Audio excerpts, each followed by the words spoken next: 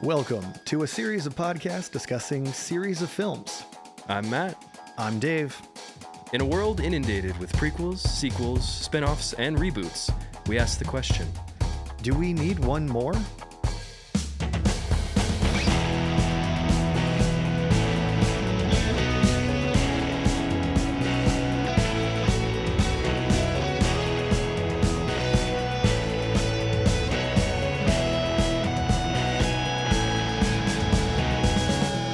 I think we do. I think we don't. And we're live from Otisburg. I was going to say, I was like, Dave, what do I see written on your notes? Otisburg? I just thought it's like I can wipe it off. I can wipe it off. That was my letterboxed review. It's just Otisburg in italics. It's too good. There was a moment, I forgot where it is, but I was just like, oh, poor man. I think I have it somewhere in my notes. We'll does get to Otisburg look like Disney's Toontown? Because that's kind of how I feel like it kind of I feel like it looks. is. It's just like there's like big walls and everything's like wonky looking. It's just a good time. You know what I mean? There's a roller coaster. I'm very into the Otis Yeah. coaster. The I hate myself. Sorry. Welcome everybody. Welcome to Superman. Yes, Yes, we're talking Superman 1978. that's right. I don't know what number episode of the podcast this is. but- 1978, Oh, shit, we've been 1978. busy. I know. Well, you go through a couple Mission Impossibles, and Yeah. now here we are. Yeah, it's been 84 years. We're in the Phantom Zone. Like, Ding, ding, ding, ding, ding. But okay, yeah. So Superman, 1978. Superman, yeah. We are going from the first Superman movie Mm-hmm. all the way to James Gunn's Superman. Yes. Of July 11th, Yes? 2025. Question mark? Yeah. Which I cannot wait to I see. can't wait for it. We have been so I guess with this series, Mm-hmm. we just want to talk about one. We both adore Superman as Yes. a character, Yes, we're big Superman fans. and I think they have had a long struggle Yeah, of making. that's putting it lightly. Thank you. Of making Very generous. of making an accurate Superman movie on the big screen. Yeah. This is probably the closest that we've gotten. Yes, this is probably definitely the best one, question mark.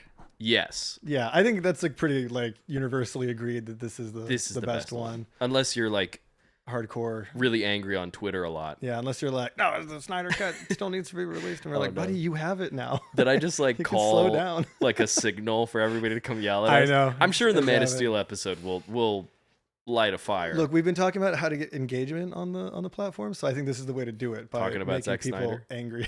You're not wrong, unfortunately. But what is your experience with Superman, with the movie, I should say? Yeah, it's like I'm trying to remember. It's kind of like Star Wars for me. Like it's like I've always have known it. Sure. I don't really remember the first time I saw this movie. I remember having like a VHS of it and just watching it a lot. Like I think like up until I was like 15, like my family watched it kind of regularly. It was like one of our like go-to movies to watch, and then we just kind of stopped watching it, I guess. Like I don't know when we stopped even like rewatching it, and so like there's a kind of a lot of space in between my last like two rewatches. I rewatched it. I had like a big gap until like COVID, and then I watched it again and thought like great, and then Nice. rewatched it again for this week. So Hell yeah. yeah, Okay. so but yeah, big Superman fan. Love Justice League the animated series. I think that's the Yeah. I think that's the gold standard. 100% I agree. But we don't have with time to cover every episode of that on this. you. But Yet. Hey, maybe one day. I will take. Hey, Who knows? I don't want to jump the gun and say I need one yeah. more, but That would be quite a long series. But no, funny enough, actually, I didn't watch this movie until like high school. I'm a big comic book fan. Obviously, Superman was not absent from my childhood. Justice League the animated series being the big one. Yeah. But the first Superman movie I vividly remember seeing actually is Man of Steel. I don't know if I saw Superman Returns to theaters. My family is not a big comic book yeah, just family. Like they're not really into that stuff. Why is that? No. You know, just a complete and utter disinterest. It seems like. But I got like Spider-Man was like the guy that like just because like his I think with the Raimi movies that came out like when I was a little kid in the early 2000s, like that was kind of the series that I watched a lot. And then Batman, but he kind of Batman like oddly exists as his own entity, like outside of any comic medium. Yeah, sometimes. like he doesn't even need to be like you can just say Batman without ever mentioning DC and talk just about that like for a long time. In cinema, he exists in like the same plane as like Bond, like in a weird way. He's like his own thing, and they're like, "Oh, can we put him with other people?" And they're like, "Sometimes." Yeah, so like Superman was a character that I enjoyed, but was not my favorite, and it wasn't until I was in high school and I saw this movie that I was like, oh, I get it. Like, I totally get it. Okay, I see. Yeah. And that was really where, like, the slippery slope of me falling in love with Superman, with this movie, in specific for our conversation right now. Yeah. And I've watched it a ton. This is probably, like, the 5th or 6th time that I've seen this movie. I have no idea how many times I've seen it. I mean, it's definitely somewhere in the, like, probably I've seen it some 20, 30 sometimes. Whenever I want to, like cheer myself up, I watch the balcony scene. That's a basically good scene. I watch that every time. It's one of my favorite scenes. We'll get to it, but that's one of my favorite scenes in all of movies. It's really good. It's really fun and like flirty, and you're like, hey, excuse me, Lois Lane. I can't, we'll get there. We'll get there. But I adore that scene, and I adore this movie. Yeah, I love this movie. I think it's kind of a gold standard superhero movie. I think it's so. funny you mentioned like the Raimi movies, because I know that I think Kevin Feige's on record that every time they sit down to make another Marvel movie, they're like, we rewatch Superman to like get ideas. And like the whole time I was watching this go around, I was thinking about all the beats in Spider-Man, and I was like, wow, shit, they were like doing a lot of that like here. Honestly, this and next week's episode, Superman 2, like are very like Raimi's 2 movies are in conversation with Superman 1 and 2. I think as much as I love this movie, I would almost say to better degrees, he is able to kind of improve. And obviously we talked about that in the first series of our wonderful podcast here. Episodes 1 through 3, go check them out, baby. That's right. Spider-Man 1 through 3. But right now, in talking about Superman, like obviously like there were not a lot of comic book films like this. This is not something that was taken seriously. No, I think the only other one that came out at this point was Batman the movie, the like Adam West one, which that movie's so funny. That's a different gold standard. It's a different gold standard. But yeah, that one is goofy. Like, not to say this one isn't, but no, but it's like that one's like campy to the point of like that is like they're cartoon characters, and then with this one, Richard Donner's like, we're gonna really like kind of ground this in a way, and it'll still be like light and fun, and it'll be campy in parts, but it's not like. It's like not even like campy. It's more corny than like. It's very earnest. It's incredibly earnest. But yeah, like the Batman movie from 1966 is a comedy, like flat out comedy. And so like it is tricky doing it. I mean, the development of this movie was like all over the place. Yeah, obviously. It took like 5 years just to make one because they wanted to shoot 1 and 2 back to back. Yeah, with a script from Mario Puzo, who like wrote the Godfather book and screenplay. Which he has the funniest story I've ever heard for a guy.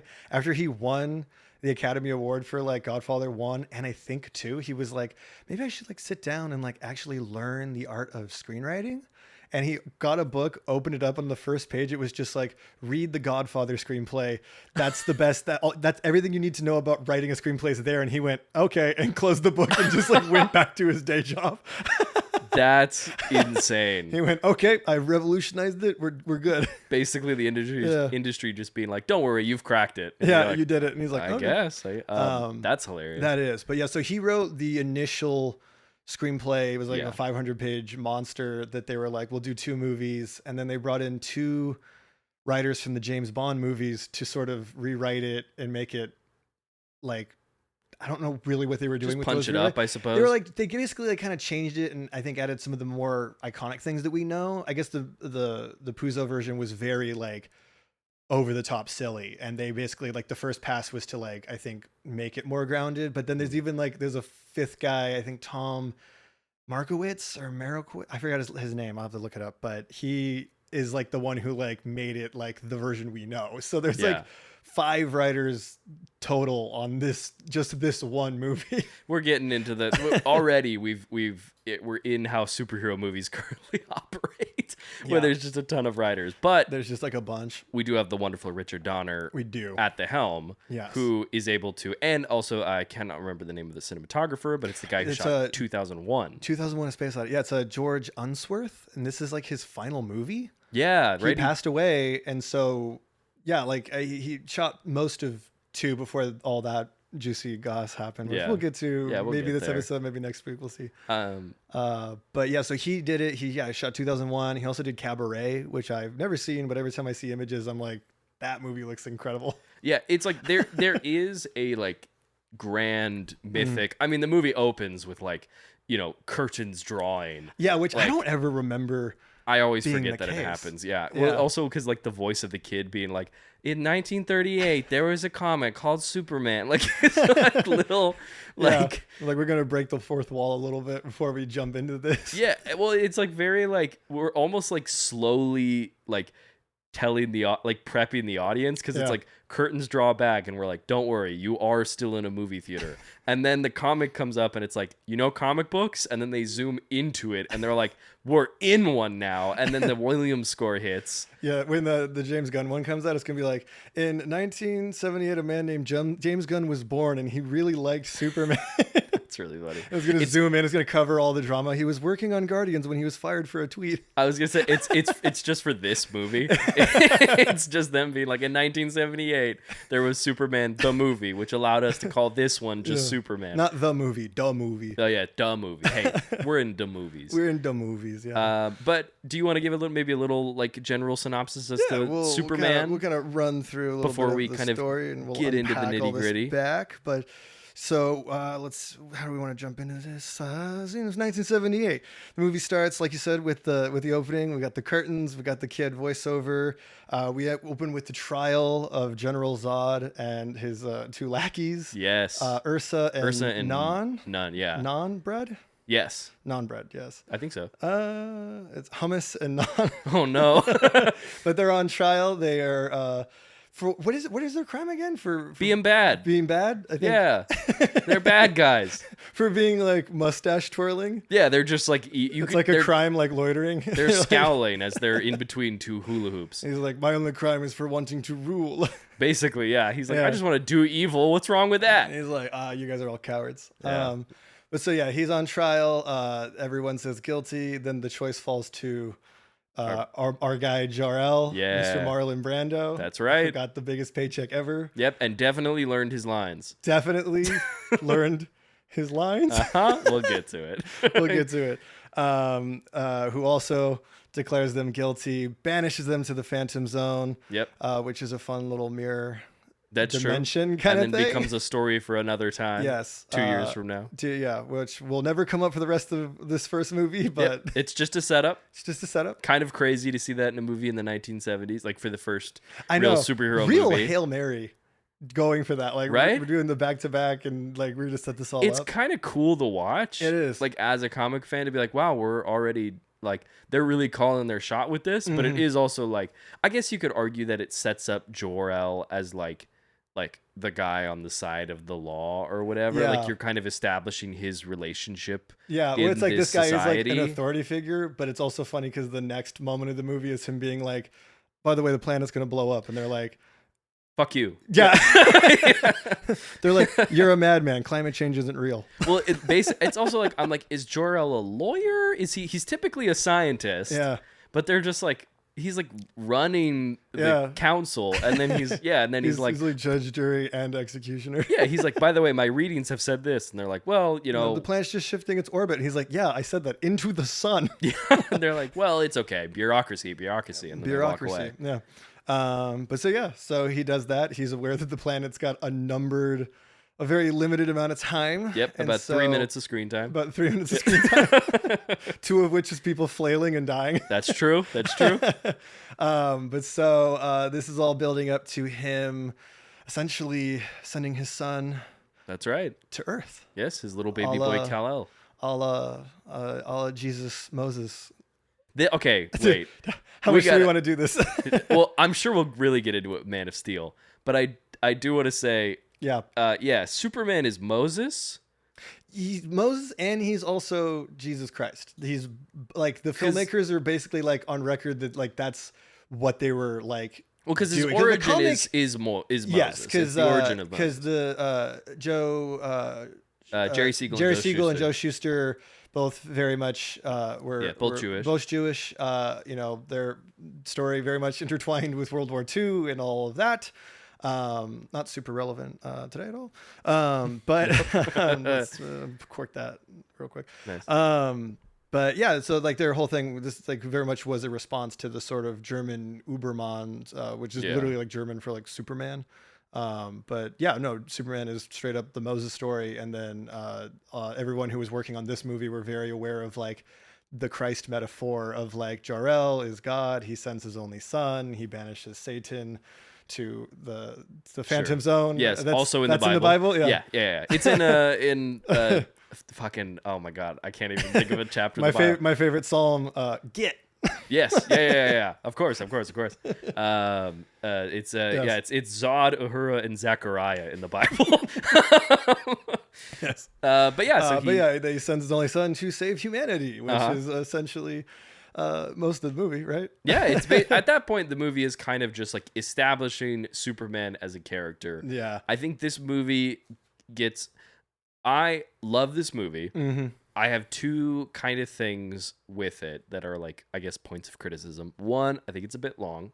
It's incredibly long. It's 222, 223, yeah. I think. And it feels Which that is length. fun. Because did you watch this on Max? Yeah. Okay, I watched it on Max too. Growing up, though, apparently, I found this out while watching this go-around that I had been watching an extended cut as a kid, which never knew. Like, my VHS made no mention that it's got deleted scenes and stuff, and I was really bummed that those moments weren't in this version. But then I was like, this is already like almost 2.5 hours.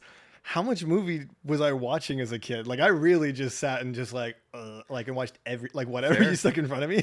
It is like like I am enjoying it. I think the tone is very light and it's keeping you engaged, but it is. I am starting to feel the length as it goes on, and I also think it's structured kind of weird. It's got a wonky structure, and I think it gets away with it a little bit in that we are establishing Superman. Yeah, I think 2 has. We'll get into it next week, but 2 has a similar problem, and its effects are felt more. But in this one, I think getting to do the like, okay, this is because it's the first Superman movie, like. I almost think it does get away with it a little bit. Yeah. But it is a lot of like, just wait. Here he comes. They're doing the dum da da da dum. Literally. Looking just around the corner. Is anyone listening? Dum da da da dum. Slowly peeking their head out. And then John Williams is like got his hands up on the keyboard, like ready to go. No, totally. And then once he finally like makes his debut to the people of Metropolis, then the movie kind of starts to get going. It really does. But that isn't until like an hour. That's like an hour and 10 minutes. That's like an hour, 10 minutes into the movie. But I will say, getting to hit the beats of Clark Kent, of his story, of a character, specifically I think him on Earth, I think the movie does it really well. It's really good. I really like all the farm stuff. Is it weird to you also that Chris Reeve does dubbing for young Clark? He does. It's also funny that man's wearing a fake nose and he's dyed his hair. Yes. It's good on that guy. I was like, why did they cast him then? It is weird. Like, I mean, I think like the hair is fine, but like I just go like, what about this? Why did you cast him and not someone that just and then just more if you're gonna do all this? Yeah, it is a weird. I think it's like, again, it doesn't take me out of the movie. No, it doesn't. It's surprisingly good ADR. It is really good ADR. It's not something that I recognized until like no, later. I actually really didn't know until I read it this go around. Yeah, it's not. It's like it's not. I knew it was a different actor, but I didn't know that wasn't his voice. No, it's completely not his voice. But I will say, all the buildup is really great. I love even the effects for this movie. A lot of them I think still really hold up. Even the ones that I think don't really hold up. are still kind of fun and They're still kind of fit the tone. like, yeah, the way it's like utilized is still so good that The you kind of running. just go like, oh, well, it's an old movie, and you just still lock in, and it's like, you Yeah. enjoy it anyway. I think when he is doing his super speed, like like the little like weird like wire speed up yeah, that thing, one's really wonky. it's really wonky. Apparently, he almost got hit by that train. Well, yeah. I mean, this is like the 1970s. Like, it's from here and before. It's like, how are we gonna do it? And it's like, I don't know. Maybe just swing him in front of a train. What if we just almost hit him with a train and we just yanked him out at the last second? They and just go, gotta get the shot, I guess. Sign here and here, please. But no, but I think all that stuff is great. I think the shot when it's Yeah. like the extreme wide shot when he's running down the dirt road and the dust is trailing. Really cool. Wonderful shot. Yeah, apparently really, they had really like good. a guy on a motorcycle dragging like a sandbag on rope. Like, Oh, that's that's just how they did it. hilarious. Like, there's just like a guy on a motorcycle kind of like Works great. away. No, I think all that is really effective. I think in setting up Clark, like all the stuff with his parents, with Ma and Pa Kent, I think is really good. Obviously, again, we're kind of like hitting cliff notes, much like Krypton, where Yeah. it's like, what is this? What are we doing? And it's like, don't worry about it. We're kind of just Yeah. getting you here. Yeah, But like, obviously they're like, yeah, it's crystals. yeah, it's like, it doesn't matter. But I think I'm wearing aluminum foil.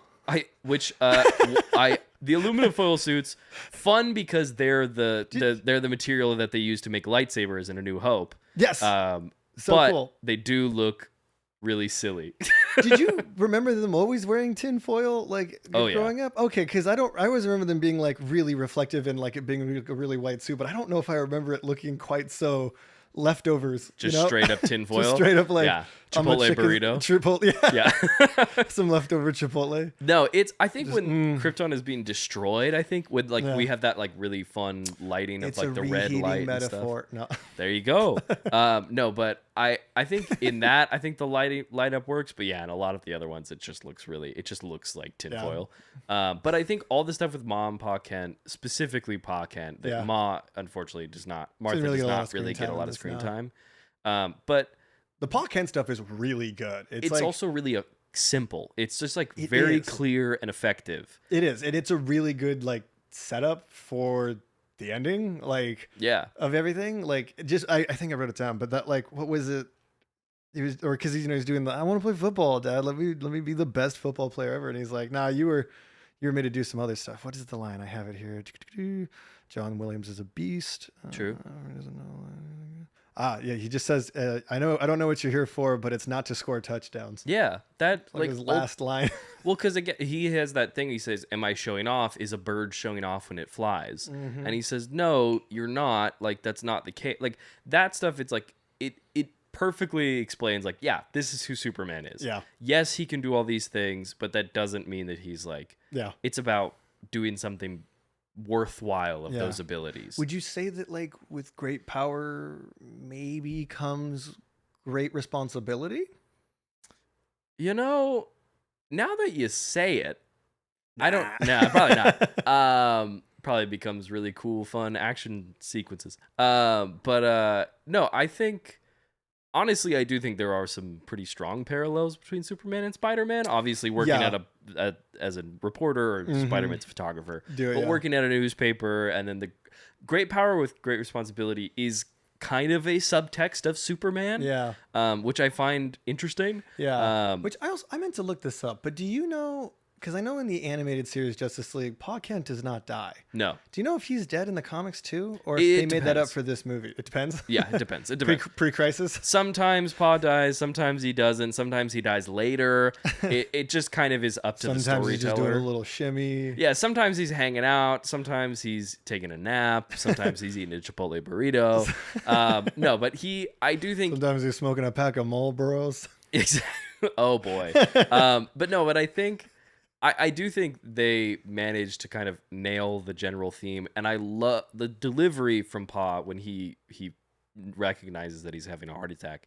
His "oh no" is so genuine and It's so, like, heartbreaking. Oh man. The way the movie like drops into that, and then having them at the funeral, all these powers, and I couldn't save him, I do think is a really important part of Superman as a Yeah. character. People always talk about Superman not being interesting and Superman not being compelling, and it's like, well, if you had all of the ability to save someone, and like sometimes you just can't. Like how that would make you feel is something that I think is worth exploring. And I think the movie does explore it in a capacity. I would love to see that be like more of a focus in a movie, but like this movie is not interested in doing that.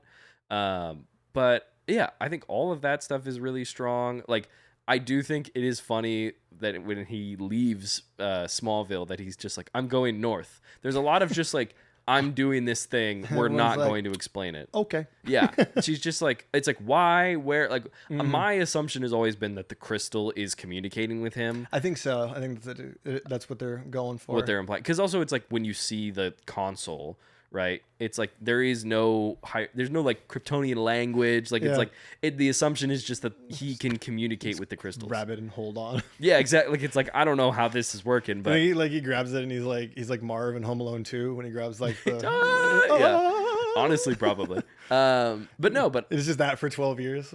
What I love about like the earnestness of his like of that goodbye. And then again, you lead into this like mythic thing. The birth of the fortress is such a unbelievable. It is funny though. He's like, I'm going north. Why? Don't worry about it. Yeah. What are you gonna do now? Yeah.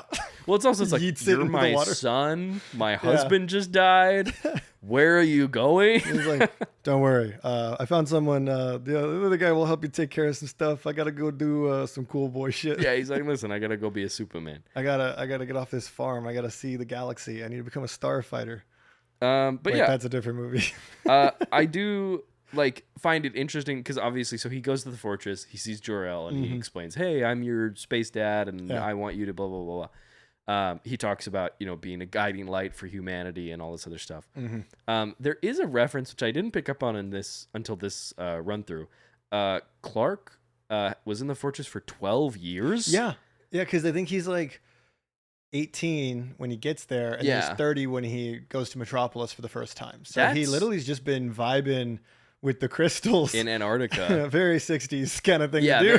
Like it is that whole sequence is very funny where it's like the stone face and it turns in. Like, I think the effects are it's fun. like a BAFTA, just like it is a BAFTA. 100% looks like a BAFTA. Yeah. But yeah, like obviously we get the second name drop of or not name drop, but the little reference of do not interfere with human events and stuff like that, which he very much does like right away anyway. Well, that's the thing, is that it's like the mere presence of Superman would count, I think, as interfering with humanity. The wording of it is weird because it's like, you will save people, but don't interfere with human history. And it's like, I guess, like, I know that you're like, we're referencing the like what he's when he goes to time travel, but it is like that feels oddly vague.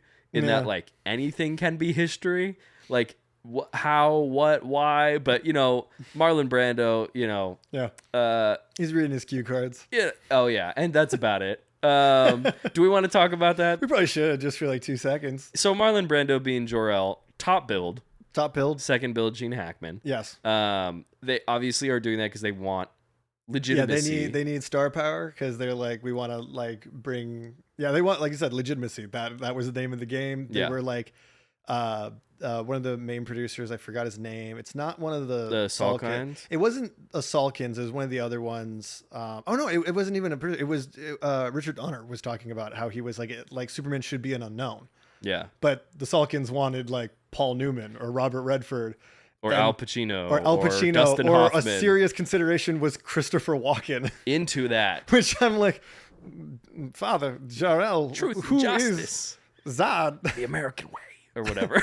I don't do a very good Walken. Continue. I like pink. Hey, that's pretty good. Pink's pretty good. Pink kryptonite? No, but go ahead. What was I saying? Actually? About legitimacy. Legitimacy. They wanted. They were like, okay, we know that Superman's probably going to be unknown, or at least not a huge name. Yeah, basically they didn't want a huge name, but there was like a battle with the producers about who to cast and stuff. But part of the like workaround was nailing Marlon Brando and then also getting Gene Hackman, who refused to shave his hair or his mustache. Yep. Which the workaround was that they would do his actual hair to kind of look like a wig and just imply that he's wearing wigs at all times until he gets to prison. And then the mustache thing is maybe my favorite story ever. It's a great story. That Richard Donner showed up with his own mustache and was like, all right, I'll make you a deal. I'll shave if you shave. And he was like, all right. And then like Gene Hackman shaves, and then Richard Donner shows up and then just peels off what has been a fake mustache. It's this whole time. Like such a great he move. just Mission Impossible's that off. Absolute fucking 10 out of 10 move to work with an actor and just be like, he won't shave his mustache? Let's pull a little prank. What if I had a mustache? And I'm like, that's Legendary fine, Gene Donner, Hackman. but what if, like, what does that have to do with anything? It's so funny. Which is like funny because it's like he doesn't even have to reveal it. He could have just took that secret to all of filming, just like peeled it off and been like, I shaved too. Listen, My face is so naked. Oh no. The story But to is- like look him in the eye while he does it is so like it's such a fuck you, but it's a really good one. You can't be mad at it's that. pretty good. No, it's good, some clout right there. So Brando comes in as one of the two to like bring some kind of legitimacy to Superman, because people are like, Yes. oh, it's some hokey comic book movie. Yeah. And we're very much in the era 'Cause where people are like, hot off The Godfather, because like Yeah. Marlon Brando famously was like a critically acclaimed actor, but his movies were like box office poison, like pretty much up until Godfather. Like his movies either did okay or bombed. Like every time he did something, he just was like that, like revered that he was able to like keep going. Like he would ever like, so that like Godfather happens and now it's like blank check for everything. yeah. And so he makes the decision out of his process, is what he says. I would argue it's probably not his process, that he gets the best take, the most authentic, natural take on reading the lines for the first time. Yeah. So he does not memorize any of his lines for this film. Very notably, as he is sending baby Kal-El off to the planet Earth and he's bidding him farewell to his only child. He is not looking at his baby, and he very obviously is not looking at his baby. He is looking at a cue card to his left. Yeah. I think it's like literally they had it taped on the baby. Well, I think it's right because when he reaches his hand out, his head is the other direction. You watch him and he goes, if like this is made for the video people, but whoever's hasn't watched the movie yet, go watch the movie, watch this Just scene. picture Charlie Cox Daredevil, like with his head cocked to the left a little. Literally, he's like fully looking and he just stretches out to the right. He just goes, my son, Kal-El, like to the other direction. Yeah. And his wife's just staring longingly at both of them. Yeah, wishing that she had something to do. Wishing she had like agency. A line. But They're like, show here, stand up, put the baby in the crib. It's Lara as a character always does not. No, like, she never got you shit know, to do.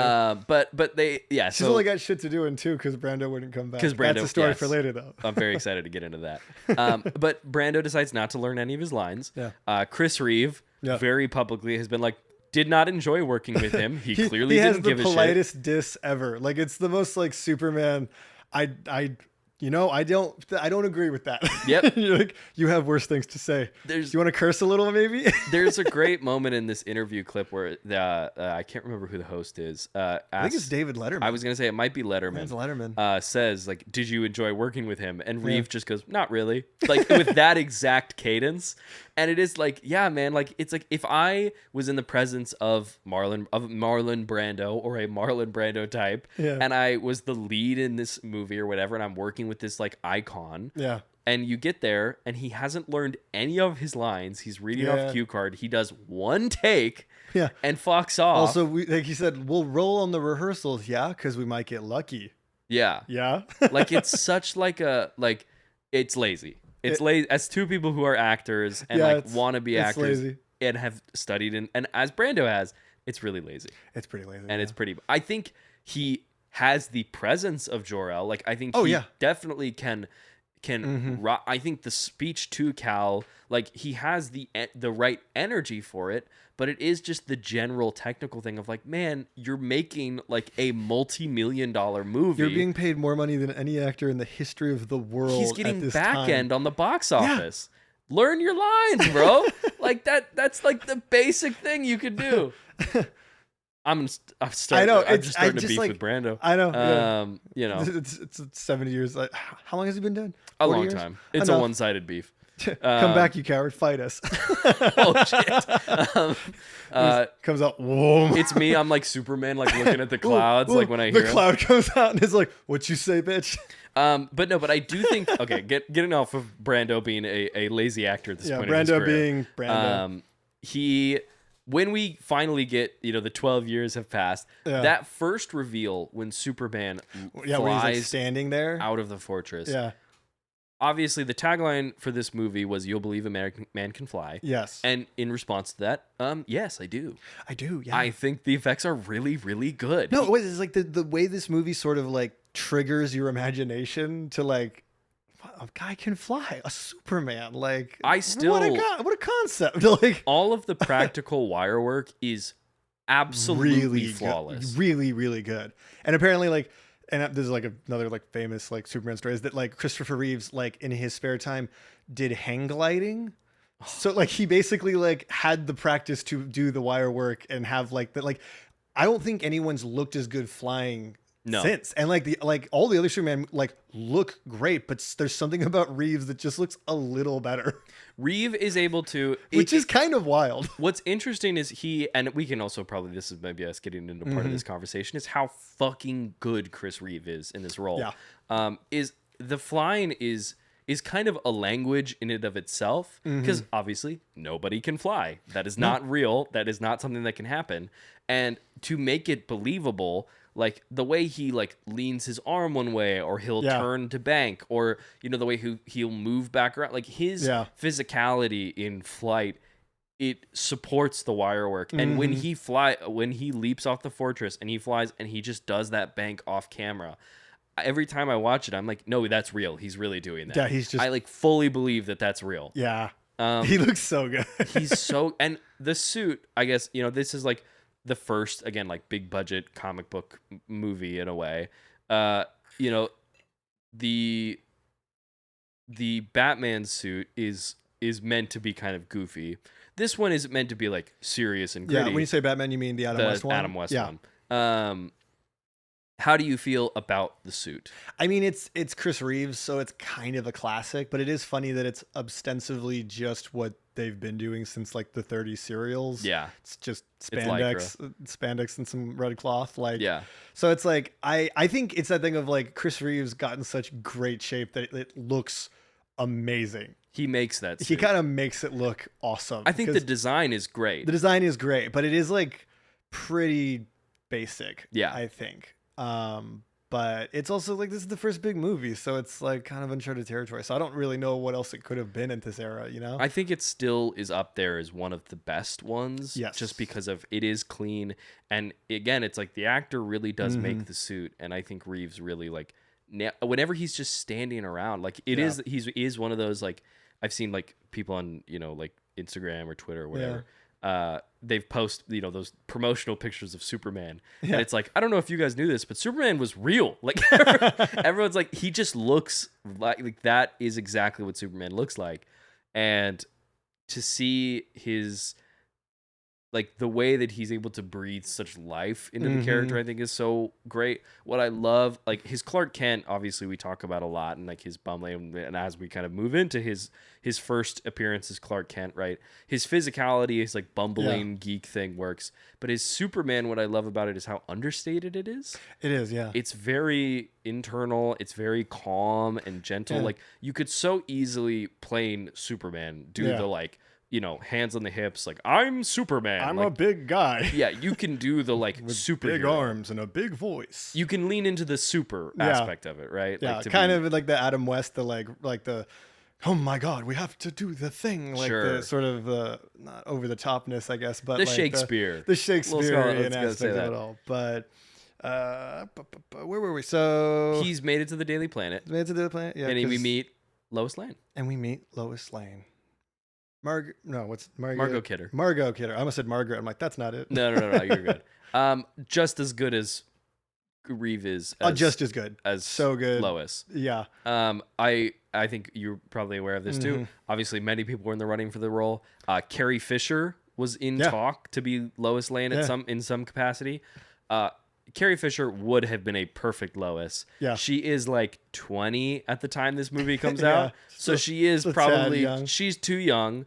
But yeah, God, I wish we could have seen it. It's like when I hear like Courtney Cox was almost Lois Lane in the 90s. Or it's like Sandra Bullock. Or Sandra Bullock. What? I'm like, those are all unbelievable choices. Which this never even got close to happening, but I also think Rashida Jones would have. There was like a lost parallel universe where she was Lois Lane, and That would have been never wonderful. happening or never being close to happening. It will always be sad to me. Well, I mean, getting in anticipation for the Gunn one, I think Rachel Brosnahan, like as someone who's watched Marvelous Miss Maisel and stuff like that, like watching when they were like, oh, she'll be Lois Lane, I was like, yeah, that's maybe one of the most perfect. She's the one that I'm the most excited to see. That's to be honest. yeah. I think everyone is really well cast. Like David Cornsweet, I think is going to be a great Superman.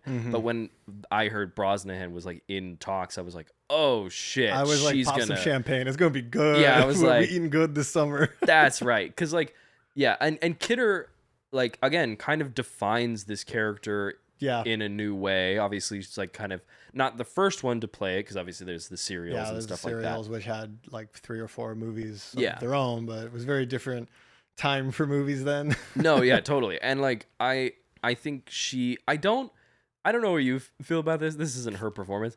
The her not knowing how to spell never. It's like funny, but it doesn't. I don't know how to take it.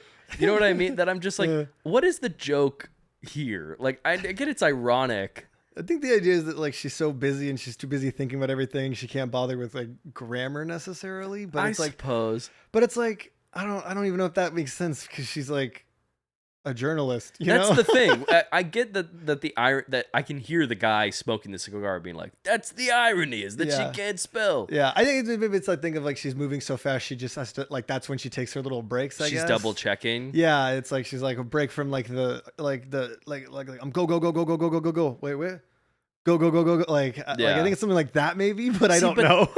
That's okay. So that's a good way to like explain it. But what are we doing? I don't know. But I think she is great, and I think she's able to do the like, His Girl Friday, like kind of full like Spitfire, like one line after the next kind of thing. Yeah. And him, Clark, Jimmy, Perry White, I think Perry White's so good. Great. That guy was a last minute like addition too. I think they had like 2 or 3 other people who were supposed to do it and couldn't commit like for various reasons, like because the production of this got like shifted around. Like they were going to shoot in Italy at one point, but then like their original choice couldn't go to Italy because of like a tax fraud thing, and then when they changed directors they were going to go to England, and then that guy had to drop out because he also was doing like a weird tax thing. That's everybody's doing. Well, Superman 2, we'll talk about it. Oh, I guess Terrence Stamp actually is in this. I'll say this. Christopher Lee was in talks for Zod. Yeah. I think also had a tax thing and did not. People were doing some crazy things with their taxes, and it's funny they're still doing it with it now. We haven't changed, have we? Oh no, we have not. But I think all his like their first rapport, like their chemistry is so instant when they're two. I mean, I love the bit where he's like, "Hey, can you have half of my check sent to this address?" And she's like, "Don't tell me." He sends it to his mother, and he's like, well, like he's kind of has to be like, yeah, I am kind of like just like the best guy. Yeah, I know. It's such a I'm a little dorky. Yeah, he's like, I'm a goofy little guy. I'm just a guy. He's just a goofy in a little big suit with glasses.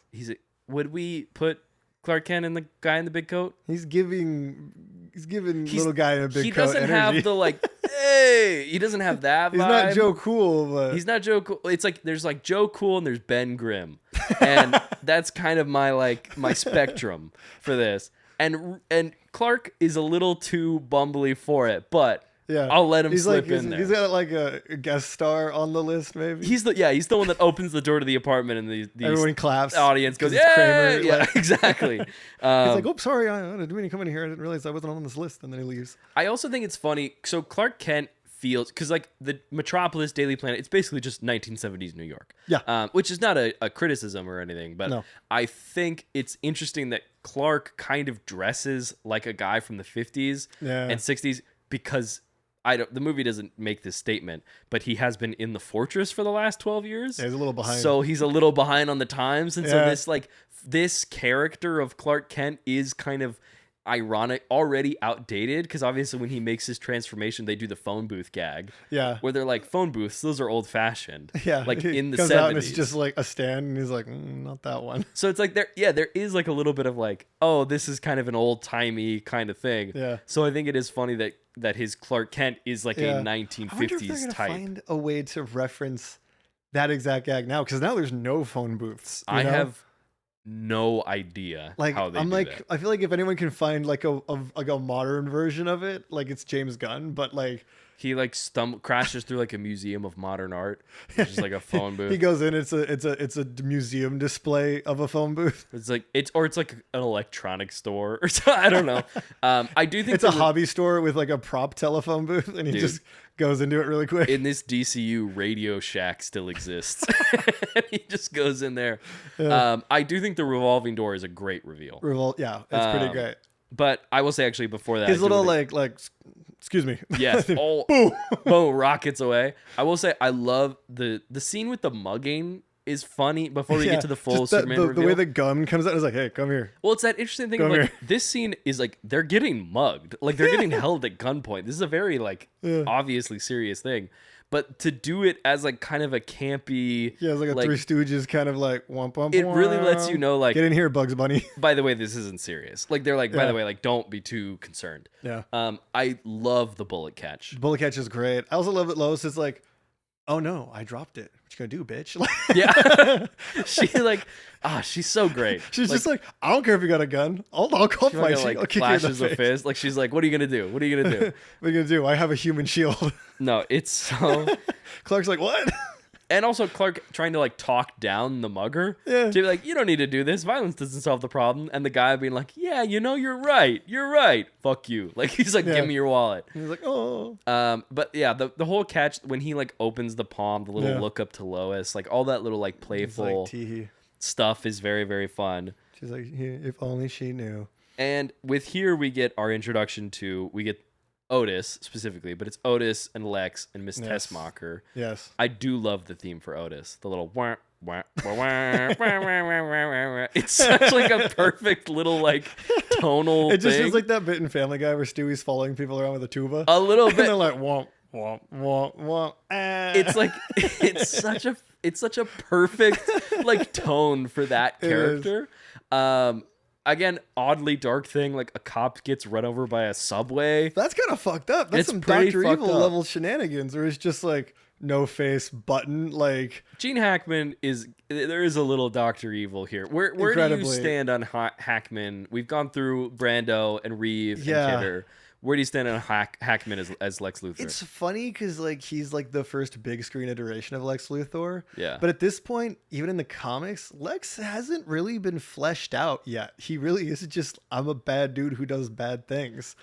So like, I feel like for this era, like it's great because he's really nailing that I'm the greatest criminal mastermind of the century. It's like Wile E. Coyote, super genius. Just like, this is 100%. my thing, is being evil and smart. well, because the modern interpretation of Lex, the like businessman, all that stuff, that doesn't really come into like post Crisis. No, when they kind of reboot everything that they kind of it's a very like reintroduce the 90s era character. Lex. Yeah, so we're not really there yet. Yeah, but he basically is just always like an evil scientist. It is up funny. to that point. I think what's great, what really makes it is Hackman just chewing the scenery. Basically. Like Lex is kind of like he is kind of a vague villain. He's And I like that he's like, I found two really dumb people to hang out with me. Yeah, like so I can be smarter. he doesn't I just can want to really be feel even smarter. he doesn't want to be he doesn't want to be smart in a room of smart people. He wants to be smart and make fun of people who are not as smart as him. It's like complete vanity and all It's this so other stuff. vain. It's Sounds so lonely. perfect. It's so well. Also, his like underground apartment. Yeah. I think the set design for that is really cool. Set design's awesome. Shout out to the set designers and the production designers. I should pull out their names because they were not nominated for the Academy Awards this year. Like, even though they fabricated an entire fake planet, That's insane. they didn't get a nomination. They weren't even in consideration, apparently. Like, it really wasn't discussed enough. Sure. And like, there was a movie that came out with, I want to say Michael Caine and who plays McGonagall. Oh my gosh, I can't believe I'm Oh forgetting my her name right God. now. But yes, Maggie Smith. Maggie Smith. Dame Thank Maggie you, Dame Smith. Maggie Smith. I forget the name of their big movie, but that movie did really well. But that movie takes place in a real hotel, and that got a nomination for production design. Nice. And the production designers were like, "We're not coming back for 2 because fuck that." Yeah, what the hell? No, that's fair. But yeah, anyway, that's like a fun anecdote for I that. do think a perfect representation of this version of Lex, when he like the whole train thing happens.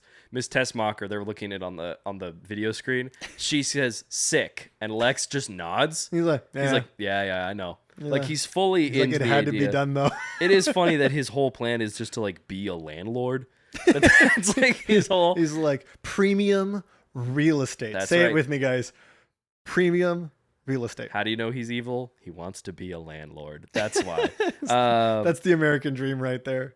But yeah, so we kind of established Lex and his group. I think all that stuff is fun, but I think the Yeah. movie doesn't really kick in, until this No. helicopter save. Until the helicopter save, it doesn't really kick in. And before we move on from the production design thing, Yes. John Barry was the production designer. Nice. Shout out to John Barry. That's true. Fucking Crushed it. doing great work. Excellent production design, excellent miniatures. There's Incredible some miniatures. great miniatures in this. Obviously, like Krypton, all the stuff with like the dam in the third act, which we'll get to. All the miniatures are so good. I think they but like work even really, like really when well. like the his like spaceship Star of Bethlehem thing is like taking off and just Yeah. like crashing through and flying away. It's just like amazing work, like all the way around. Like it's so good. Everyone, again, it's like really the only things that kind of like rub against me is the general pace and structure, which is a big deal. Obviously, pacing and structure of a movie are the two most important things.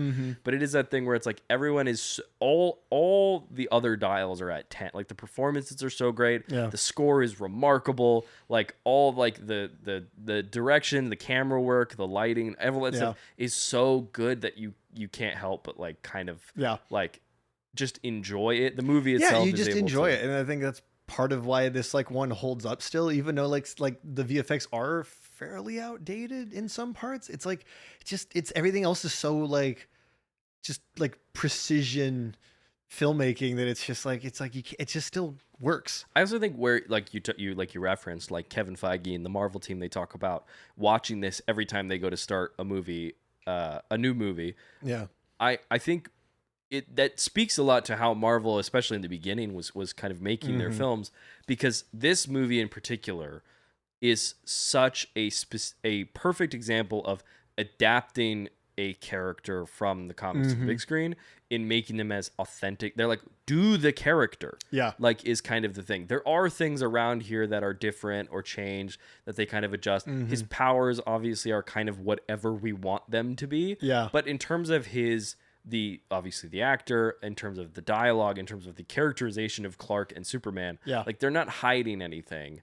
And it is that thing where like I can see the direct line between this and Iron Man 1. Yeah. Like, I can totally see where this and Captain America or Thor, like I can see where they're like, okay, take those lessons and make them and like now. Do the thing. And Sam Raimi Spider-Man again. Especially Sam like, Raimi Spider-Man. This one, like, I feel like the Raimi ones are like almost like a better structured version of this movie. Like, just all the beats that they go through, it's just like they took it and they just refined Totally. the like skeleton of the whole thing. But it's like all those beats are like right there. Well, also, like, I mean, I don't think we've gotten like a more fun introduction. Like, certainly one of the most iconic superhero introductions is the helicopter catch. Yes. And then the whole montage of Superman saving. I appreciate that, like, we've spent kind of a lot of time just like setting the table that like once Superman shows up, we instantly do like 4 different gags. Yeah, it's just like 20 minutes of him saving things, I think. Which is something that we have lost our way on, which I have talked about to you outside of this podcast, that as superhero movies have gone on, we've kind of just started treating them like military groups where they just have to like fight and We stop have to go something. and stop a thing. And I would like to see them save people. Yeah. And it was nice to see that in this movie. And there are some other movies that have done them recently. Yeah. And have done them well. And I understand we have to go fight the big bad, blah, blah, blah, blah, blah. Yeah. But just getting to see Superman literally save a cat out of a tree and all that stuff. Like, I'm like, yeah, dude, that's why we made superheroes, is to like tell stories about people saving other people. Yeah. But yeah, that whole like, When he like drops off the boat in front of the cops. that's such a funny, I love that. I also love that his entrance is always just like arms crossed with like this shit-eating grin that he's like, Hey. yeah, you didn't know there was a Superman, did you? Like his kind of his whole by the vibe. way, I'm awesome. No. Yeah. No, literally. I mean, obviously. He's not even like saying that though. He's just like, I know. Yeah. It's just very like matter of fact. Like, well, you know, the whole they say confession's good for the soul. Like pulls out gems and he's like, I'd listen to this man, and then just flies away. He's like Officer Mooney. Yeah, Krupke. Hey. But no. But I think when you're a jet, you're a jet. I was listening to that on the way here. Nice. Yeah, thank you. Nice. But I mean, all this stuff with Who's Got You is such a great thing. Such a great moment. But Who's yeah, got me? Who's got you? like, and then obviously like. Should we reference the after the cat out of the tree? There is that really weird joke where the mom like hits her kid. Must have been writing a note when that happened. What? Do you when Superman goes to save the cat out of the tree? There's the little girl who's sitting there, and he hands her the cat, and he's like, "Oh, you know, bye now" or whatever, and she's like, "Wow," and he flies away. Which I do love him flying away again. Another one of those shots where I'm like, man, that wire work is impeccable. She runs into her home. And she's like, Mom, a man just flew in and saved a cat out of the tree. And the mom goes, didn't I tell you to stop telling lies? And there's an audible slap that is heard. She's like, now hurry up and smoke your cigarettes. I was like, oh, shit. I was like, time for bed. Oh, this is a different time. Different time. Yeah, crazy thing that happens. These first two movies had like an endorsement with like Marlboro. Like, that's why Lois Lane's like chain smoking. That makes sense. Much but to the chagrin of parents everywhere. No, but I think all that stuff is good. And then obviously he like helps the plane. I love like the pilot being like, "What's going on?" The other one just being like, "Don't look to your left. Just keep flying." He's like, "Just don't worry about it. Don't look. Everything's fine." William Shatner's in the back of the plane, like, "There's a man on the wing of the plane." Yeah, exactly. But like all that, like it is nice to just see Superman like helping the people of Metropolis. I'm gonna make that. That you should do that. That's a good idea. And we have Perry White again running around being like, "What?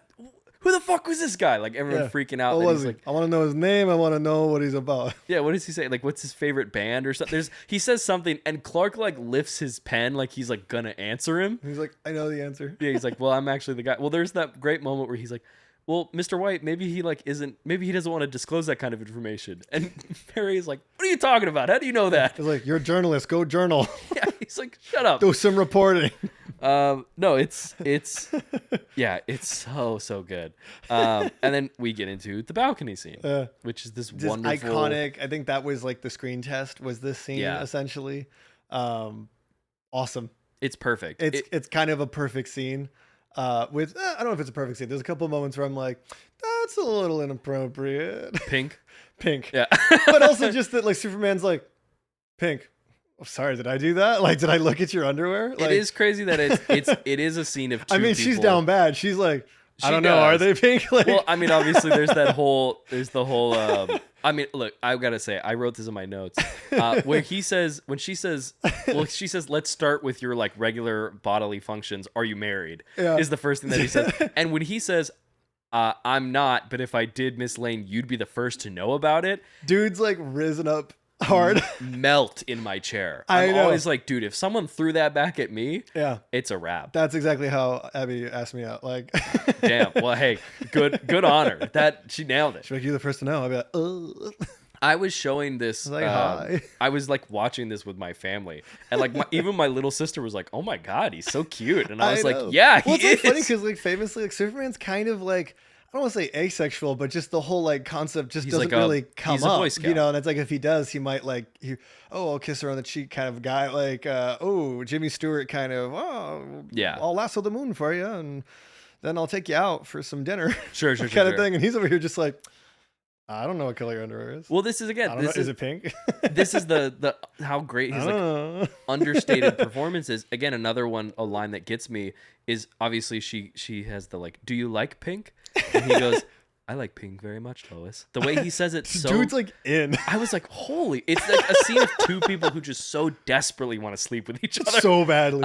I do love Lois's bit of, when he says, I'm like, even in the 70s, we're calling this out, that he's like, I stand for truth, justice, and the American way. And she laughs in his face Lazarus is and like, says, you're going to fight. You're a nerd. And then is immediately like, and what color underwear am I wearing? And he's like, oh, actually, I don't know. Are you standing behind a lead planter? That's the part that I'm like, that's an interesting it is way interesting to bring up that detail. But well, it's also weird for Superman. I'm like, maybe don't like admit your weaknesses to the public. Yeah, or at least like if he does and he lets it slip, like maybe a moment of like, I don't know if I should have said that. Like he does just kind of like, he even is like, he's like, oh, this must be made of lead. And she's like, made of lead, and he literally is just like, yeah, no, I can't see through that stuff. Like, he's like, don't know why.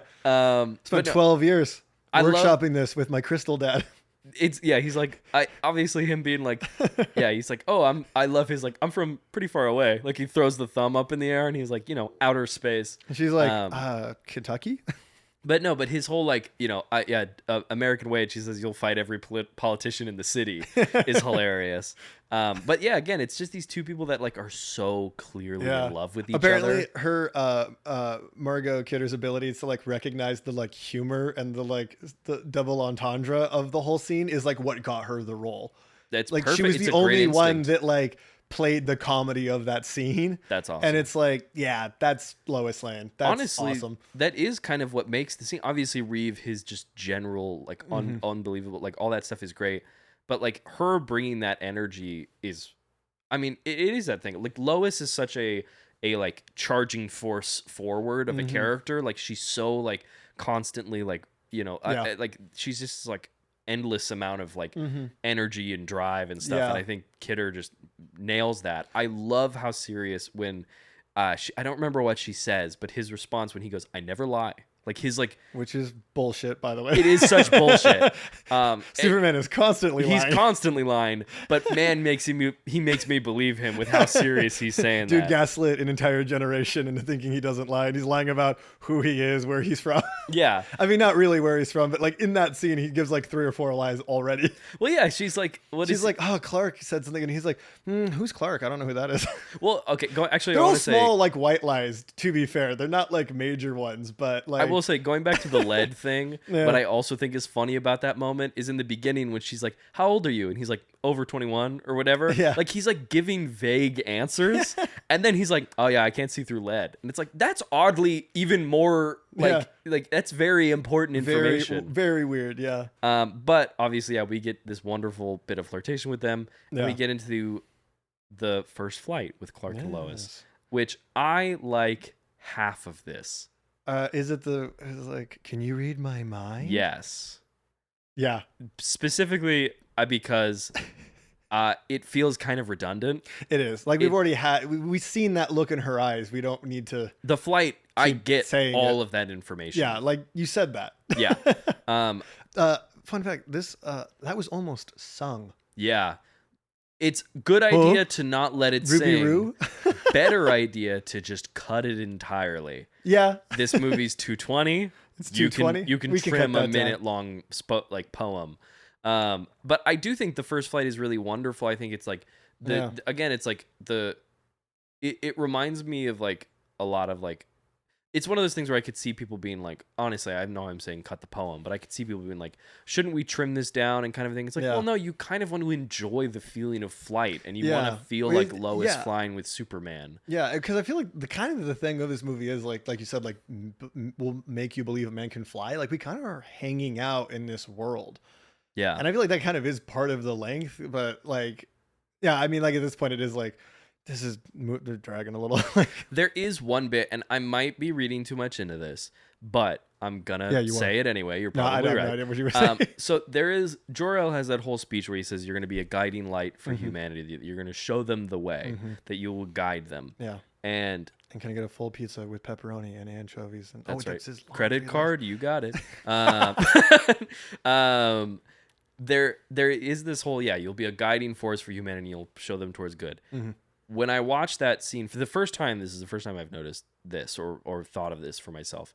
The way the blocking is when he is flying with her, he carries her up, right? Yeah. And then he slowly starts to open up a little bit more leash. Yeah. And I know that the physics of it maybe don't make sense, but the idea that Superman has taught a human, he has taught them to fly. Yeah. And as he's teaching them and as they're growing more confident, he is giving them more control over themselves with a finger always there. And even when Lois, like what happens, when Lois falls, to the Superman, dark side, she falls, Superman is there to pick her back up. Yeah. And that's the first time that I've ever read that in that subtext. I've never thought about that, but that is what the scene is. That's what it feels like. It does. I was going to say, you said the physics of that doesn't work unless you consider what is maybe, I think it's like a retcon from like the more recent comic, yes. But I think it's worth bringing up because it kind of works in any argument you have against it, but that Superman's strength is actually touch telekinesis. Yeah. Which actually kind of explains all the weird powers that happen in 2. But like essentially if he touches it, he can lift it with his mind essentially. But since he's raised on Earth, he kind of doesn't, like, essentially like he's got like a mental block thinking that it's just strength. And so like, that's why he has so much plot armor around like his strength and why it fluctuates so wildly, is because it's just like, well, you know, due to the strenuous nature of whatever, now he can lift a whole ocean liner. But yeah, even with that though, the physics of that, just being able to hold her and allow her to fly with him. He has like one finger Yeah, on it's her, like all I had to do was go boop, and, and you're in my like inner circle fairy bubble. Dust kind of thing. My Peter Pan bubble. Yeah. But I love that part of it. I do love. Yeah, the poem really kind of takes me out of a little bit, not because it's silly, because there's a lot of parts of it. It's just that it feels kind of redundant. But Matt, this was 1978. Do you know what the other highest grossing movie of the year was? No. Grease. Get out of here, dude. Yeah. That's fact. Funny. Fun fact. Grease was like dominating all year, is still the highest grossing movie. Superman was number 2, was released December 10th. Damn. That's how badly Superman smoked every other movie that year. Good, dude. That's a huge with like 20 deal. days became the second highest grossing movie of the year. Thank you for that piece of information. Because if a movie came out 2 weeks before the end of the year, the end of last year, and then became the second highest grossing movie of all time, we'd be like, we would not stop talking about it now. Oh yeah, we'd be like, this is like the most unprecedented thing. We that were ever happened. like, this is the savior of cinema. Yeah. But I love the sequence. I love the rear projection shot that they do at the end. Yeah, the big the like one take. Yes. Where she sees him fly away, and then she like goes in, and then Clark shows up like, ugh. Yeah, that it's a screen of him doing that. Okay, dude, did your version have him actually asking Lois out? Or is that just implied? Or is the implication that the note that Lois finds is like supposed to be from Clark, but Superman shows up like what's the like details of that, because that was confusing to me. I don't really have I don't remember, because he shows up like, oh, I'm sorry I'm late, blah, blah, blah, blah, yeah, and stuff, but it's like I don't remember him asking her out, and I just don't know if I missed it or not. No, I don't think they say it. Okay. I don't remember it either, because there's like I see the moment like when Perry White's like, I want to find out everything about this guy, and Lois has like a note that's like dinner at like your place at 8, like your friend, and it's like heavily implied to be Superman. But I also kind of thought like, was the idea that Clark like slipped the note in so he could show up at the end like and take her on a date as a human, or like what? Probably. Or am I just like making up some shit? No, I think the movie's kind of like, hey, whatever you want it to be is kind of what it is.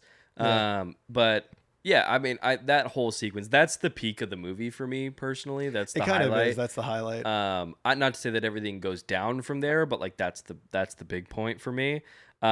I do think it's funny that like Lex just like deduces kryptonite out of absolutely nowhere. There's no feasible way for him to figure that out. There's no actual reason for him to know any of this. Well, because he's like, oh, like an asteroid landed like on there, and it's like, okay, yeah. How do you know that that's? I mean, you're right. Well, like based on the conclusions he's drawing, he's like, pieces from his world will probably be radioactive. Might be a weakness, and it's just like. But like, if you're like deducing that based on like humans not reacting well to radiation, could it not just be radiation? Like, yeah, could you just like hit him with like a ray gun instead? It's be like, boom, cancer. Like, it's one of those where that he keeps saying he's the greatest criminal mastermind, and I'm like, I guess you are right. Yeah. So. I guess you're right. Who else is on the list right now? Yeah, that's true. It is that thing of like, well, if this is a universe where only you exist as a villain, I suppose you do win by default, Lex. It's like America being like, we won the World Series. What other country was playing? Crickets. But it is like when Otis and Miss Tessmacher are like, I don't know where you're leading to, Lex, and Lex is like, you're a bunch of idiots. I'd be like, I also would be like, what are you talking about, bro? Like, what do you mean? When he's like the number 200 have something in common. My IQ, your weight. It's just like, whoa. Yeah, I was like, bro, dude, you just why are the Otis? You deserve better. Otis does deserve better. Otis is a criminal, but yeah. He's like a puppy dog. He doesn't even know why he's there. No, Otis seems like he's like, I don't know why I got here. This guy just feeds me sandwiches occasionally. No, it really does feel like he's just kind of like they've just like Lex has found a way to tie them. No, Lex feels like he was living in the manor and he was like trying to figure shit out, and Otis wandered in one day. I will say with the Otis like thing, he was like, I actually do construction. I was trying to find a thing, and he's like, here, hand me that. And he just liked having him around. Well, what's fun, I do think he likes having Otis around, because I do think it is funny that when they do the distractions to reset the nuke, that Luther has a second distraction presumably already set up because he knows Otis is gonna fuck it up. Like, they do the first one and then Otis forgets, he like mixes up the numbers or whatever. Yeah. And then they just have a second one that same day. And so Literally. I'm like, Lex must have been like, yeah, Otis probably will not do this correctly. Yeah. So he's just already got a second gag like on hand. Yeah. I know that, like, I don't think this character is... Otis isn't tapped to be in the Gunn version. He is? Is he? Otis and Miss Tessmacher are both. Oh, do we know who's playing it? Yes. He's not a no. Oh, crap. Like, I should have looked this up. I didn't know. He's not a name, like, I hope soon he will be, but he's not a name that you would recognize. Okay, because I was going to say it's a crime that, like, we'll probably never see, like, Paul Walter Hauser play this character. No, unfortunately, it will not be Paul Walter Hauser. But it is, because Sarah Sampaio is Eve Tessmacher, and then a guy named Terrence Rosemore is playing Otis. He was in Haunted Mansion. He was in Atlanta. He's in Guardians 3. Okay. I do not know the character that he plays, but he is in it and he has a name. Interesting. I thought for sure he was going to do like the who's the other Mercy Graves? Mercy Graves, yes. No, no Mercy. I'm like, interesting. Otis and Tessmacher. And then I know, I mean, not to jump ahead because we will cover Superman Returns eventually, but like, when does Miss Tessmacher become Kitty, or is that her full name? Oh, I don't think that's... Because Parker Posey, is she... Because I know that's in movies implied to be the Christopher Reeves universe, but like... No, that character is... Like, Parker Posey's basically Miss Tessmacher, but she has a different name. She's so is she her own thing? She's her own thing. Okay, with the same joke? Yeah, basically. She's like the fill-in Miss Tessmacher, what did my father say to me? Get out? No, not that. Great, dude. She did that, and I was like, dude, fucking 10 out of 10. Didn't even flinch. Knocked she was like ready to shoot him with that. Loved it. Way to go, Tessmacher. And then obviously the one thing that I think is kind of fun is Lex using or smart of Lex is him using the frequency to communicate with Superman. That's awesome. I'm like, I think that's one of the coolest things from the Superman lore is Lex Luthor, like communicating to him on a frequency that is impossible to hear. Yeah. Is awesome. No, I think that's really good. And him just being like, because there's also a little bit of doubt. He's like, if anyone can hear this, it's you. Yeah. Like, kind of a thing. And I think that's fun. He has his faux threat to like gas a bunch of people. Really dark thing to just throw out that you might do. Deeply dark. Yeah. Deeply dark. As some of the things in this movie. It's like you have a twisted mind, Lex. I pushed a man into a train track with a wall. Yeah, my bar for like doing things bad, like I'm pretty capable of. I'll do whatever. I would say that Lex would be like, I'm just a guy, but he makes it very clear that he's not just a guy. No, he would. If you said that to him, he'd be like, just a guy. He's just a guy. I'm the greatest criminal mastermind of the 20th century. Yeah, we'd be like, yes, we know. You like, just tattoo it on your forehead so you don't have to say it. But like against who? Elmer Fudd and fucking I don't know. Wile E. Coyote. I assume but no, I do like I do think it's smart of him to do that, and then he tells his whole thing that he's gonna like bomb the San Andreas Fault so he can take the cheap land and then raise the rents. Which I had to look this up because he's apparently in this movie, the theory that like California could like break off and fall into the ocean is still very much like the running theory. Yeah. But I looked it up. This movie came out in 1978. Yep. Was basically being written and developed and shot like starting in 1975 and on all the way up to 78. But the tectonic plate theory was basically figured out by like 1968. So we've had that theory out and being like accepted for about 10 years when this movie's like written. It's like how some people think like we don't use 100% of our brain. Yes. Where it's like, yes, we obviously do. I don't remember what scientist it was, but was just like, what? That doesn't. Of course we do. Like it's like, why would we do that? Why would we not? Consciously use 30. And then we get the great Otisburg joke, which is what we referenced earlier. I love it.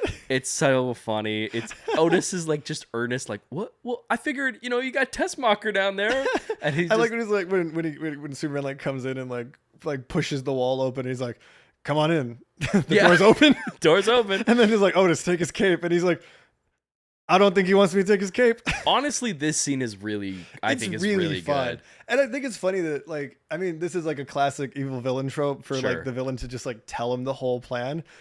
But the way this plays out, it's kind of like, it kind of works in Lex's favor of like, yeah, I'm telling you. And he's like, by the way, oh, hey, I got my like thing in the box. My ace up the sleeve kind of thing. Like, they've also done enough that it feels like Lex would be like, of course, I'm going to tell you the hubris of him. I love the way we visualize the X-ray vision when he's like searching through the desks and stuff. It's really kind of cool effect. It's like, it is. It's really. I don't know how to. It reminds me of something, but I can't remember what it is. Is it Star Wars Battlefront? The loading screen. Didn't play Star Wars Battlefront. But based on that, I'm gonna say yes. But no, but it didn't hit me until this watch. I was like, oh, that's a cool way to do that. For the record, I hope I did that noise right. Otherwise, people are gonna be really mad. No, I think. I mean, as someone who hasn't played the game, you're probably fine. The internet reacting angrily to something. Always responds reasonably to things, don't they? Kindly, cordially, and even-keeled. Yeah. Yes, that's how I would describe the internet. Yes, that is the internet. That is the story of superhero movies and casting announcements. And that's right. Every single time. Every single time. I do like the doors kick in. Just a mob just floods the set. Last of Us. We're like, yeah. Oh no. I do love Tessmacher saving Superman. I like that too. It feels weird in the sequels that she's just that kiss was unsolicited. Yes, it was.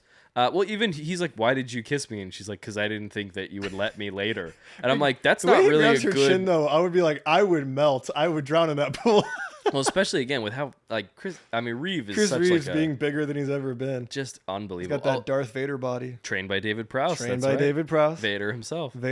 But I do like her realizing that it's like, oh, Lex has like gone down a path that like I can't do it, and she's like, obviously it's like her mother is kind of the thing that kind of jumps we kind of skipped skipped this, but they spend like 20 minutes like rerouting nuclear warheads. Yeah, is the plot device, and then in a throwaway line mentioned that they broke into a museum and stole some kryptonite, a thing I think we probably should have seen. We probably should, but again, because this like stuff doesn't really happen, like it's the structure, like this stuff doesn't really happen until later in the movie. I'm like, I kind of wish we spent more time. I kind of wish we did. Yeah. Here. Well, it's like funny because like the whole like reprogramming the missiles comes with a bit of Otis didn't do it right, so they have to like stop the missiles again. Yeah. They have to drive faster than the convoy, get in front of them a second time to then reprogram them correctly.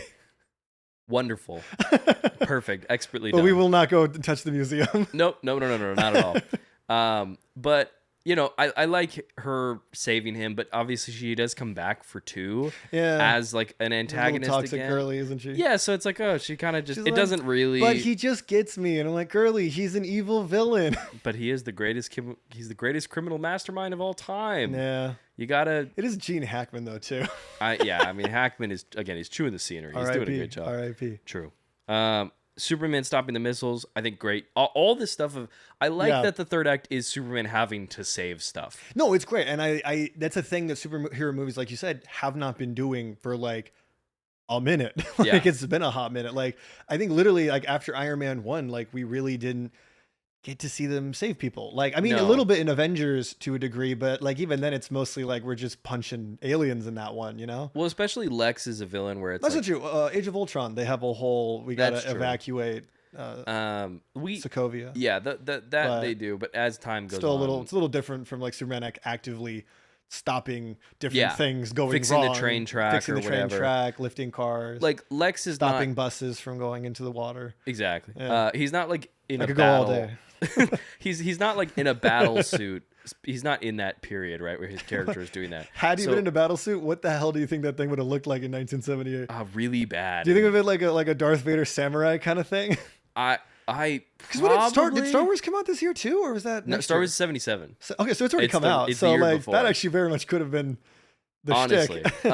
I do like that. Like Lex is like a guy, like Lex is like, Superman can't punch me. So he's like, I'm just going to like cause havoc. Yeah. So that this guy doesn't get in the way. Mm-hmm. I think is great. I think all that stuff. I think it kind of works for what it is. Him pushing the San Andreas fault back together. Awesome the visual, hardest where thing he's I've like ever holding seen. the Earth like Atlas, like Unbelievable. so cool. And then obviously, Lois dies,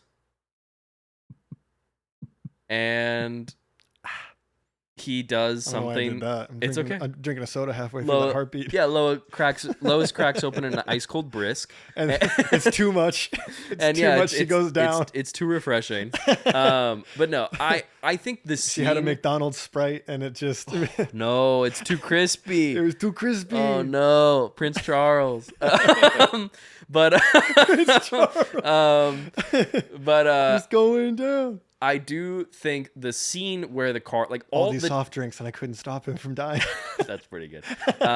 The way the car falls in, I think is really. I like the way that it. Like, it's really effective. The tension of it. The claustrophobia of like I'm falling into a crater. The car is vertical. Yeah. I can't open the doors and dirt's piling in. Terrifying. That's a gnarly way to die. I will say, because we've kind of gotten to this point, the time travel.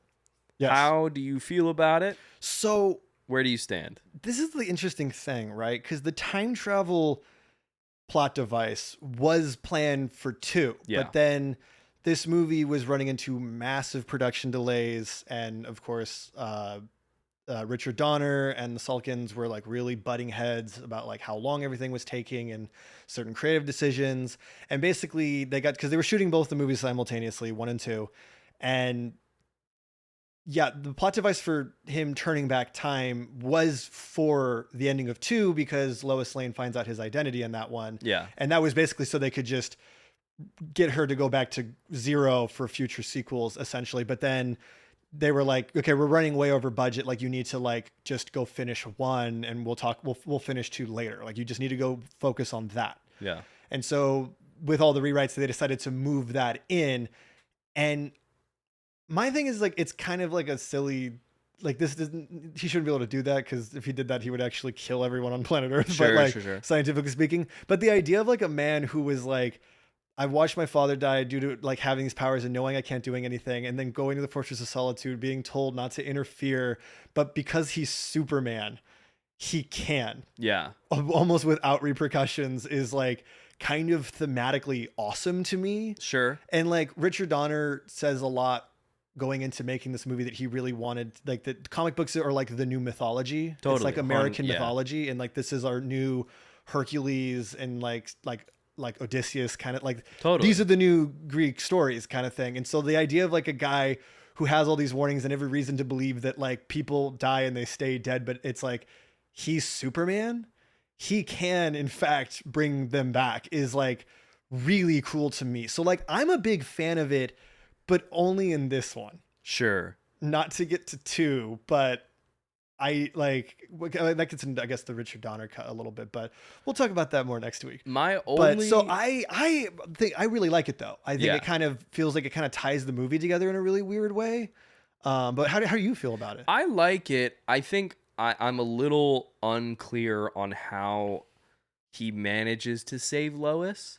That's true. I do think that, like, because he doesn't like re-divert the missiles. It's not like the missiles don't get fired. No, but I think this is the thing that gets like funny about all the Superman lore, is that like I grew up watching the extended cut. I think the version I saw, when he turns everything back, you see him go, and he basically doesn't go to Lex right away. He just goes straight for the missiles after he turns back time. And there's like an extended sequence of him saving everyone and rediverting like the missiles and saving Lois. Like he basically like goes out of order of what he did initially. Yeah. And then goes and like arrests Well, Lex for everything because he like meta knows what happened already. Because it's weird because it's like she is in the same place where the car collapses. Yeah, it's just but it doesn't do that. But she does reference the gas station blowing up. Yeah, which is when the missile is struck. Yeah, so I am like, which was new to me. So I think I don't know what's up with this like extended cut. That's like this is like a thing that's going to bother me because I didn't have like I couldn't find anything more specific about like.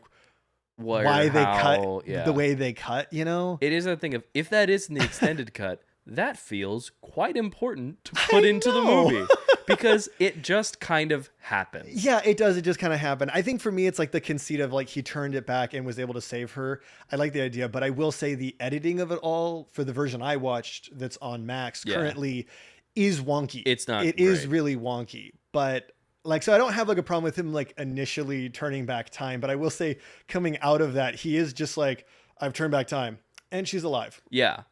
That's it. I don't have to do anything else. And because it's like such the emotion, it's such an emotional kind of crux and big beat of the movie. It is like, I do need a little bit more massaging with this to like make it a little clearer. Yeah, that's my main thing. Yeah, how do you feel about the performance when he's like holding her body? Love it. Amazing, right? I think it's so good. I think the scream he does is great. Yeah, his whole reaction of like the time he takes to like he pulls her out and he's just like I think it's perfect. Taking it all in. Like you really watch like a guy go through like the 7 steps and then just be like like into the past kind of thing. Totally. I think that is perfect. It's literally just I don't understand how we chart out how specifically how the plan is going to go.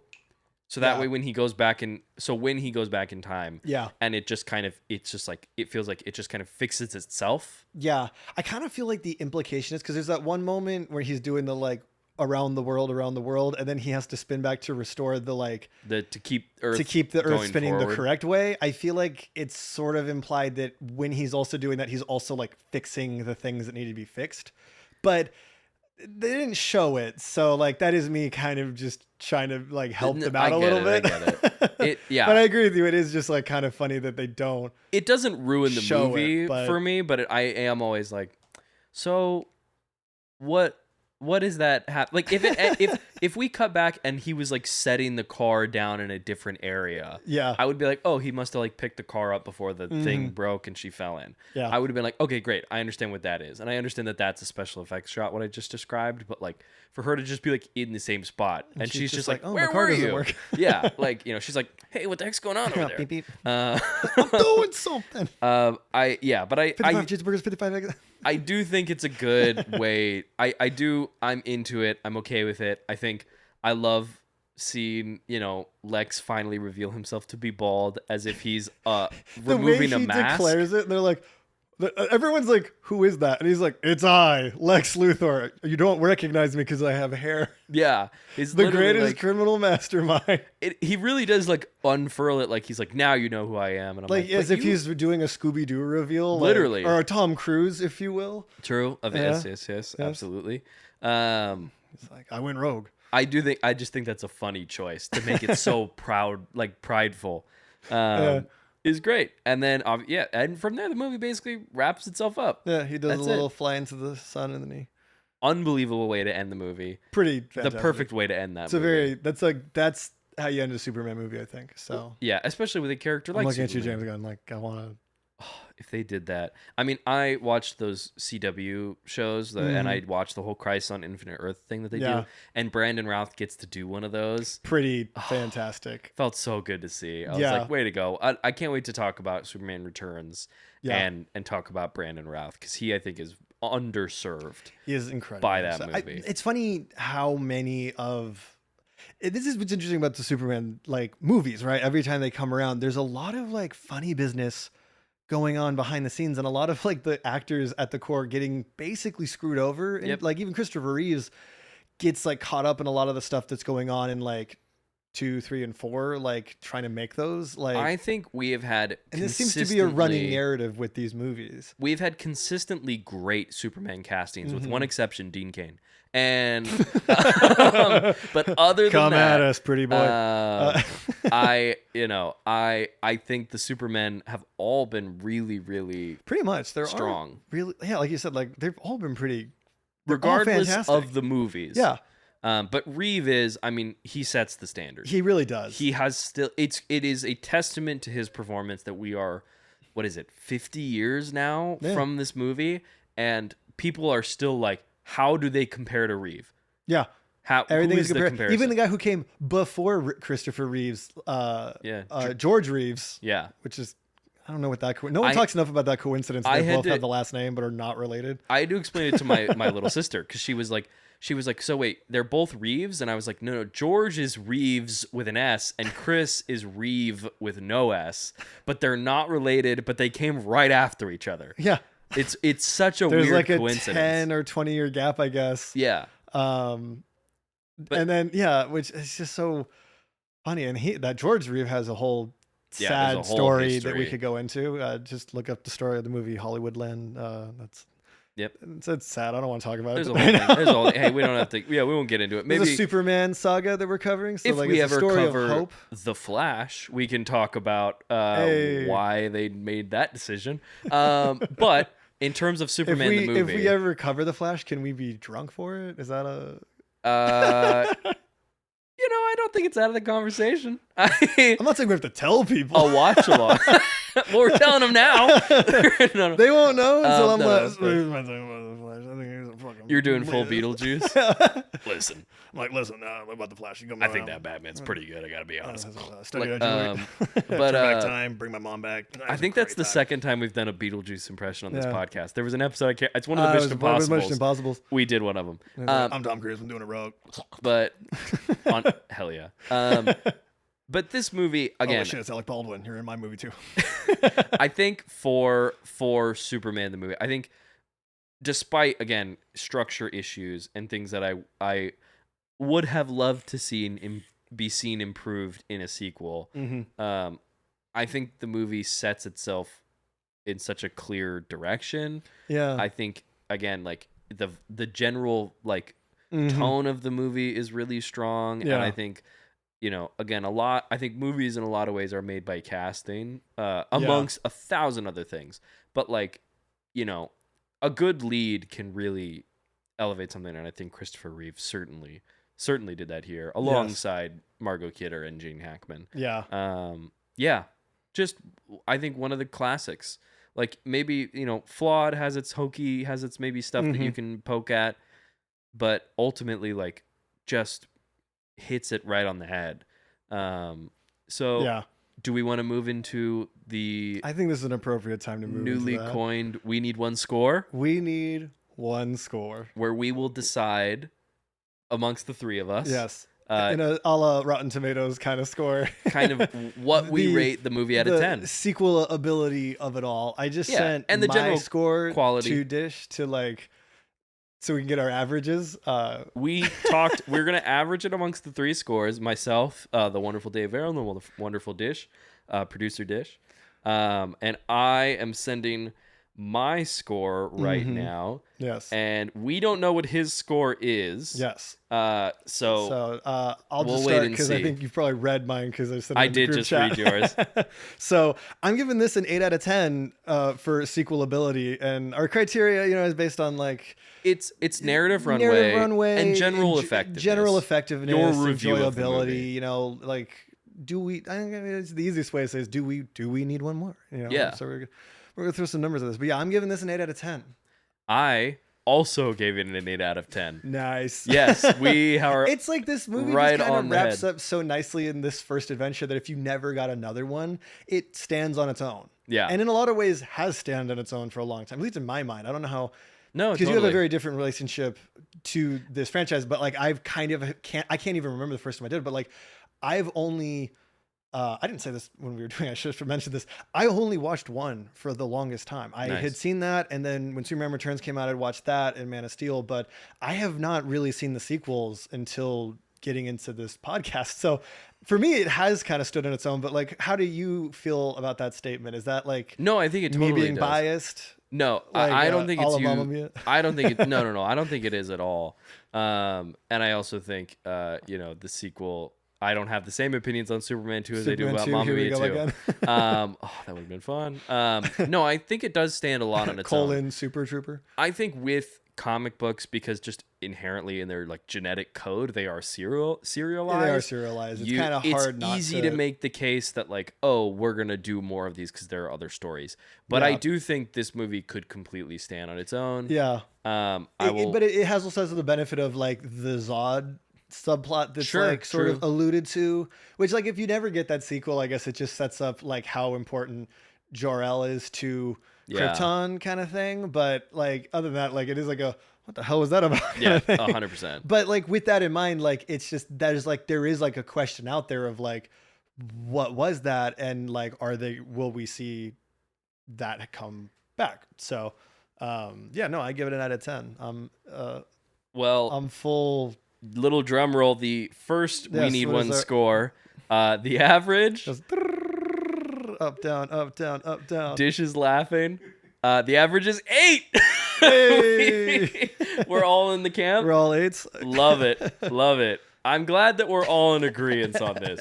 That's really funny. No, it's just like the movie's really tight. So it's like, if you never get another one, oh well. But like, it's Superman. Like it kind of demands more. Yeah. More adventure. And I think when you get that wink at the end, you're like, I want to see that motherfucker again. Let him come back.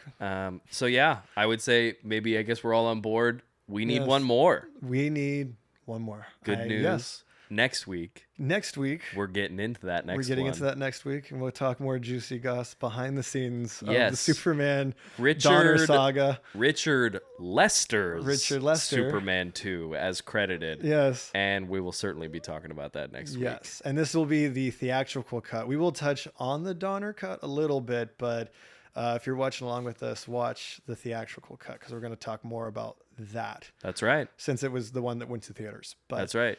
So that's next week. Any final thoughts? I was going to say we should do a little wink and smile to the camera, but I actually can't wink. I'll Thanks. He did a blink for the both of us. Yes. Yeah. Because you can't blink since the war.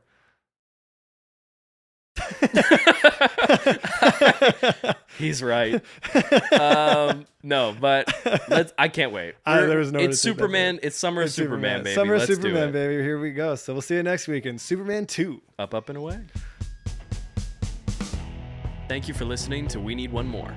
Be sure to follow us on socials like TikTok and Instagram at WNOM Podcast to stay up to date on upcoming episodes. And feel free to join our Discord community where you can share your thoughts on the movies we're watching together.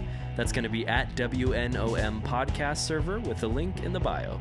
Don't forget to comment, like, and subscribe. That's the best way to support the show and to let us know that you need one more. We'll see you next week.